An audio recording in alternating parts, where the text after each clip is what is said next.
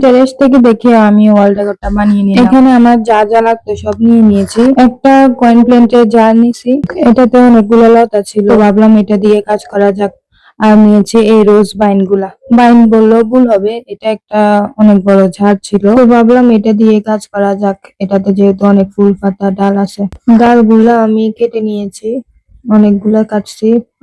প্রায় মনে হয় 7-8টার মতো ডাল হয়েছে আসল কাজ। এখন আমি এগুলারে একটার সাথে একটা তার দিয়ে ভালো করে মুড়িয়ে নিচ্ছিলাম। এখানে আমি চিকন যে তার আছে ওইগুলো ইউজ করছিলাম। রোজ বাইনের কাজ শেষ, লম্বা করে সবটাকে একদম একটার সাথে একটা বেঁধে নিয়েছি, প্রায় 5 ফিটের মতো লম্বা হয়েছে।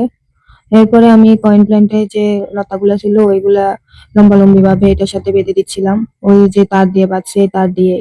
এরপর একটা একটা করে একটা রোজ বাইন, একটা কয়েন প্ল্যান্টের লতা, এভাবে করে সবগুলো আমি একের পর এক বেঁধে নিয়েছিলাম। প্রায় 1 ঘন্টার পর আমি আমার কাজটা সম্পূর্ণ করলাম। এরপর আমি এটা ওয়ালে লাগিয়ে নিয়েছিলাম কিছু ওয়াল হুক দিয়ে, হার্ডওয়্যার দোকানে পাওয়া যায় ছোট ছোট সাদা ক্লিপ গুলা, ওইগুলা দিয়ে লাগিয়ে নিয়েছি। তখন আর ভিডিও করতে পারি নাই, কেউ ছিল না আমার সাথে। কিছু রিলেট দিয়ে দিয়েছি, দেখেন এখন আরো কত সুন্দর দেখাচ্ছে।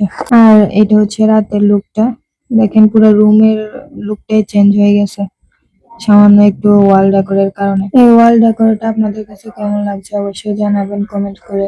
এমন আরো DIY হোম ডেকোর আইডিয়া পেতে চাইলে আমার face colourful dream by Mishu follow করে পাশে থাকবেন, লাইক কমেন্ট শেয়ার করবেন। ধন্যবাদ।